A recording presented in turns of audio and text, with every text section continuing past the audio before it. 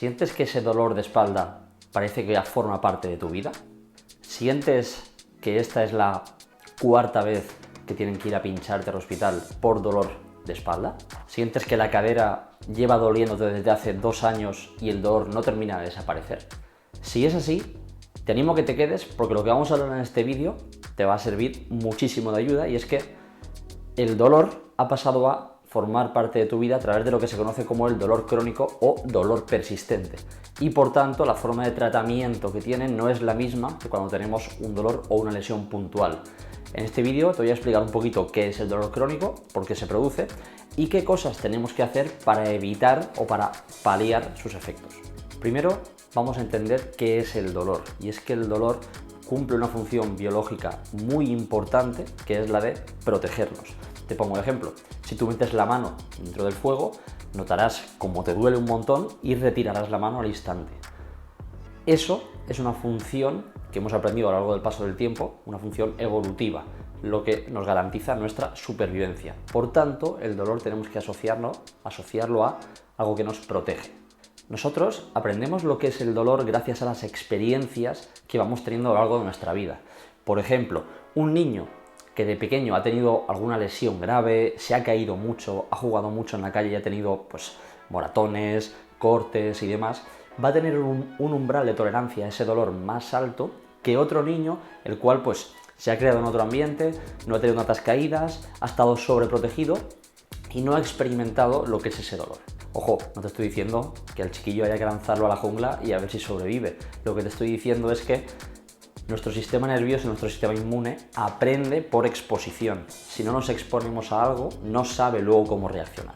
Básicamente, el dolor funciona como un sistema motivacional. Cuando tú sientes dolor, el cuerpo espera que tú hagas una respuesta. Es decir, cuando tú sientes dolor, tu cerebro va a emitir una respuesta, que puede ser en forma de huida, por ejemplo, quitar la mano del fuego, o puede ser en forma de evitación. No voy a hacer esta actividad porque sé que me hace daño. Sin embargo, hay veces que el dolor, por una mala interpretación de nuestro cerebro, ya no está cumpliendo ese factor de protección o ya no nos está protegiendo ante un peligro real. Hay veces en las que el dolor perdura mucho más allá de lo que es biológicamente natural. Hace que modifiquemos nuestro estilo de vida y nos limita a la hora de nuestra forma de vivir. A esto es lo que conocemos como dolor crónico. Y ese dolor crónico es una situación que afecta más o menos en torno al 20% de la población mundial. Si te das cuenta, ya he ido mencionando el papel del cerebro en el sentimiento de dolor. Sin embargo, hay veces que tu cerebro interpreta de forma errónea que constantemente se está en peligro. Por tanto, constantemente se está produciendo dolor. Eso tiene diferentes motivos y los vamos a ir viendo en este vídeo, no te vayas. Pero la clave en el tratamiento del dolor crónico está en descubrir por qué tu cerebro está interpretando que está siempre en peligro. Cuando una persona presenta dolor crónico, que es ese dolor que no es fácil de explicar, que lleva mucho tiempo con la persona, y acude al médico, lo más normal es que se siga utilizando el modelo biomédico, que se llama, que es decir, a esta persona le duele la espalda desde hace 6 meses, bueno, pues será porque hay algo dañado en la espalda. Vamos a hacerle resonancias, radiografías, pruebas de imagen, tómate estos antiinflamatorios, acude al fisio, vamos a pincharle. Toda una serie de mecanismos que se explican porque la creencia que hay es que hay algo mal o roto en la zona lumbar, hablando del dolor lumbar. Sin embargo, la ciencia ha demostrado que para el dolor crónico las claves en el tratamiento son la educación en dolor, que es lo que vas a recibir con este vídeo, y el ejercicio físico. Sin esas dos cosas es imposible que te recuperes de tu dolor crónico. Uno de los errores que ya te he explicado en el vídeo es creer que dolor significa que hay algo mal en el cuerpo o roto. Y estos son los conceptos de dolor y daño. No todo el dolor tiene por qué tener asociado un daño en el cuerpo. Y no todo daño en el cuerpo tiene por qué venir asociado con dolor. Te voy a poner varios ejemplos para que los entiendas fácilmente. Hay personas a las que les falta un brazo o una pierna y sin embargo experimentan dolor en ese brazo o en esa pierna. ¿Cómo se explica esto? Esto es lo que se conoce como el síndrome del miembro fantasma, que seguramente alguna vez lo hayas notado.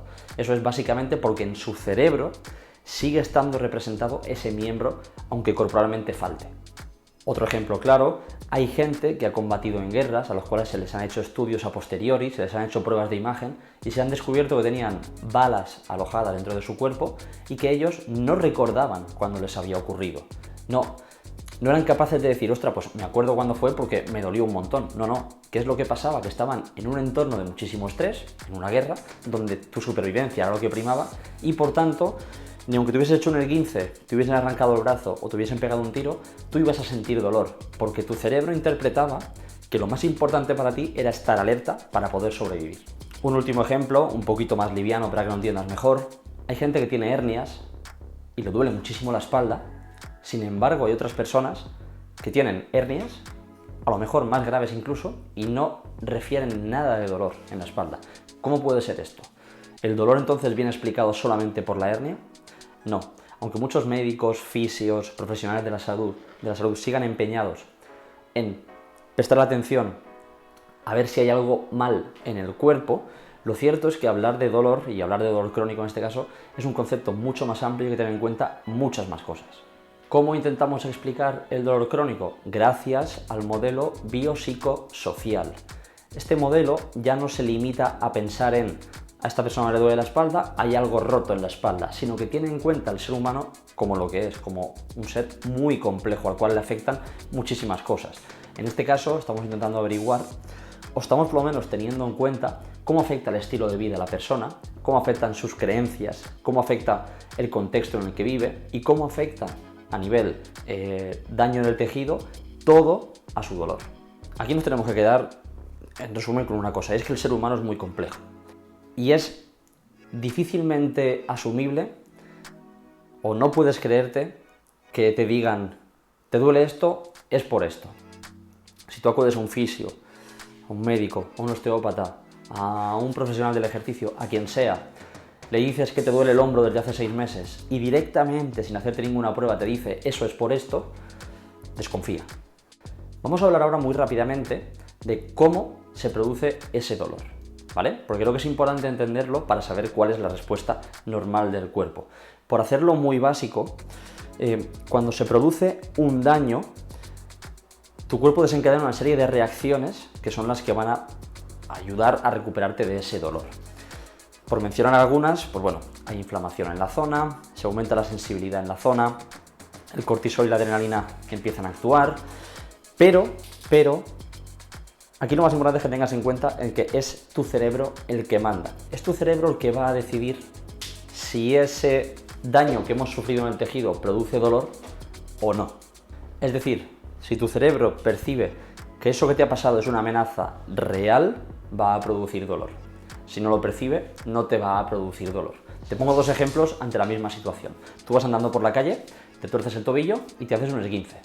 Y vas paseando tranquilamente y te haces un esguince. ¿Es normal que te duela? Sí, porque en ese momento hay un daño sobre el tejido y hay una amenaza que está amenazando tu integridad. Ahora bien, ponte que vas por la calle y estás corriendo porque te persiguen 2 personas que te quieren atracar. Te tropiezas y te caes.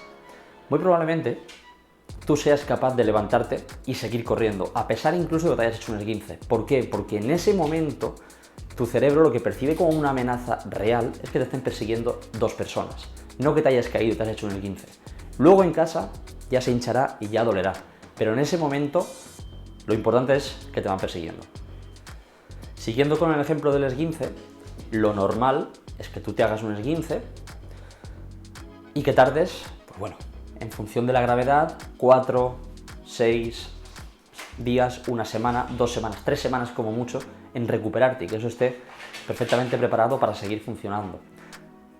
Pero ¿qué pasa? Que hay ocasiones en las que el dolor sigue con nosotros a pesar de que nos hemos recuperado de todos esos daños en el tejido que hemos visto. Y esto es lo que hemos ido hablando como dolor crónico. Ya te voy a contar qué es lo que influye en que ese dolor se cronifique o perdure en el tiempo. Punto número 1, influye la gravedad de la lesión que tengas. Evidentemente, una lesión más grave es más probable que perdure en el tiempo. Sin embargo, una lesión más normal o más suave, pues lo normal es que se recupere rápidamente y no deje ninguna secuela. En segundo lugar, tenemos la recomendación de los profesionales de la salud. Y aquí englobo a todo tipo de profesionales de la salud.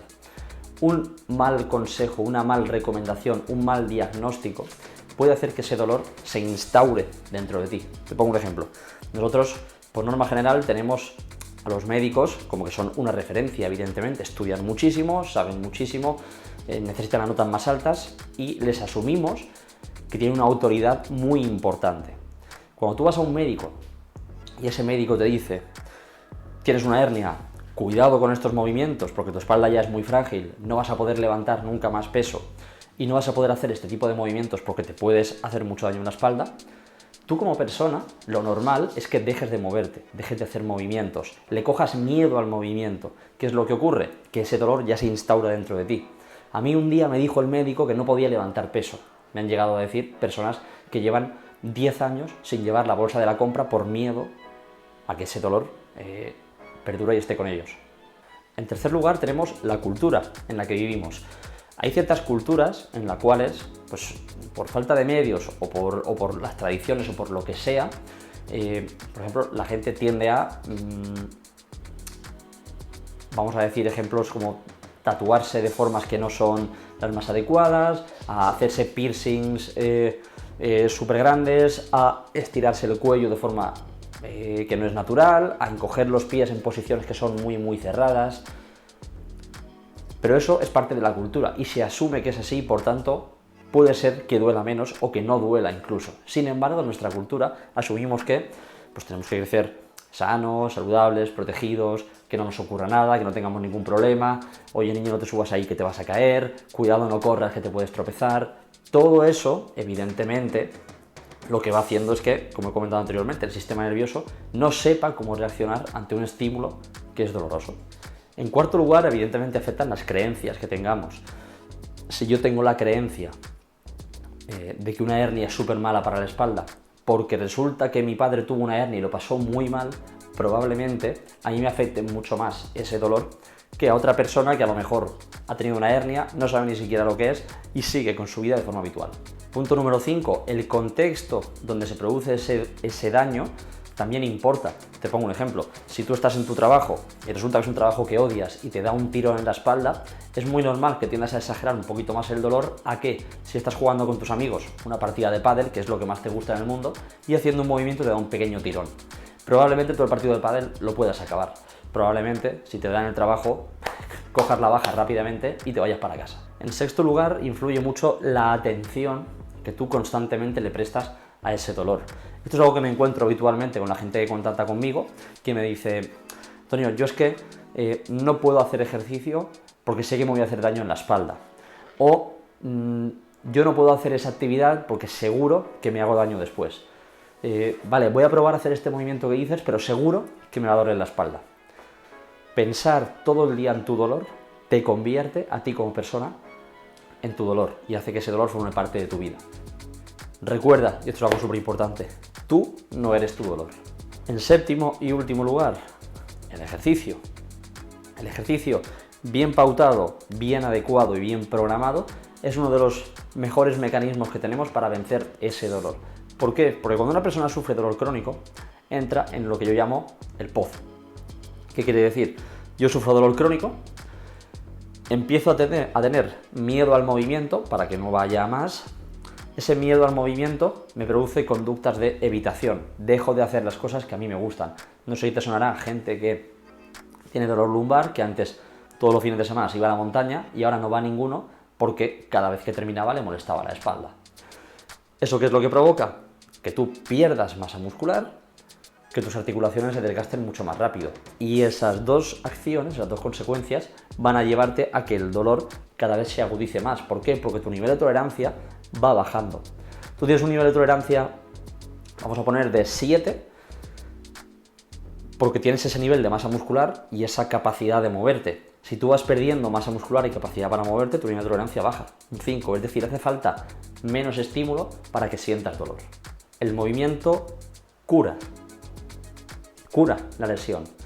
Ahora bien, tiene que ser un movimiento, como te he dicho, bien pautado, bien programado y en la dosis adecuada. Pero ¿qué es lo que hace el movimiento? Lleva oxígeno a los tejidos. Lleva sangre a todos los tejidos también. Limpia los productos de desecho que puedan haber. esos bloqueos a nivel articular va a ayudarte a que se vayan deshaciendo. Ayuda a que la cápsula articular esté mucho más sana, ayuda a que el cartílago se mantenga más sano, a que el líquido que hay dentro de la articulación se mueva y pueda estar bien fluido. Por tanto, ¿por qué no incluyes el ejercicio en tu recuperación? Vamos ya con la última parte, y es ¿qué podemos hacer para combatir ese dolor crónico o ese dolor persistente? Sabemos que evitar el movimiento que nos provoca dolor no es la solución. Te pongo un ejemplo. Si a mí me molesta la espalda cada vez que me agacho, no puedo evitar el agacharme de por vida, porque va a haber momentos en mi vida que voy a tener que agacharme. Si a mí me molesta el hombro cada vez que subo el brazo aquí arriba, yo no puedo evitar subir el brazo ahí arriba de por vida, que es lo que tengo que hacer. Tengo que buscar la forma de recuperar ese movimiento para poder hacerlo. ¿Y esto cómo se hace? En primer lugar, con lo que se llama la exposición gradual. ¿Qué quiere decir esto? Quiere decir buscar formas de imitar el movimiento que a ti te provoca dolor, pero sin que te provoque dolor. Esto tenemos muchas formas de hacerlo, cambiando la posición, bajando la carga, poniendo objetivos externos para no pensar en el movimiento que se está produciendo dentro del cuerpo, pero es importante que partamos de ese punto para ir evolucionando hacia poder hacer el movimiento sin dolor. Tienes que evitar a toda costa el reposo absoluto. Cuando te duela, no tienes que parar y descansar. Cuando te duela, tienes que moverte de forma controlada para ayudar a que tu cuerpo funcione correctamente. ¿Por qué? Lo he comentado anteriormente. Si te paras, pierdes masa muscular y pierdes rango de movimiento, y eso no te va a ayudar para nada en la recuperación de tu dolor. Obviamente, como punto número 3, te voy a recomendar siempre que para empezar, si estás en este momento, en esta etapa, tienes que buscar a algún profesional del ejercicio que te guíe en la etapa inicial, porque hacerlo por tu cuenta no es una opción, básicamente porque no sabes qué puedes y qué no puedes hacer. No sabes cómo se va a comportar el dolor. No sabes que sentir un poquito de dolor al principio es algo normal, y si lo haces te vas a asustar. Necesitas a alguien que te guíe en toda la primera fase. Como cuarto y último punto, lee, indaga e investiga sobre tu dolor. No tienes que ser médico, fisio, traumatólogo ni fisioterapeuta para interesarte por lo que le está ocurriendo a tu cuerpo. Te voy a dejar justo aquí abajo del vídeo 3 lecturas súper recomendadas en relación al dolor, que son fácilmente entendibles para que tú entiendas cómo es ese mecanismo tan complejo que he intentado explicarte en este ratito. Sin más, me despido. Muchas gracias por haber prestado atención a este vídeo. Si te ha gustado, te agradecería un montón un comentario aquí abajo y que le des like al vídeo, y estate atento para vídeos futuros hablando de tu dolor y para que aprendas a estar un poquito más sano. Chao.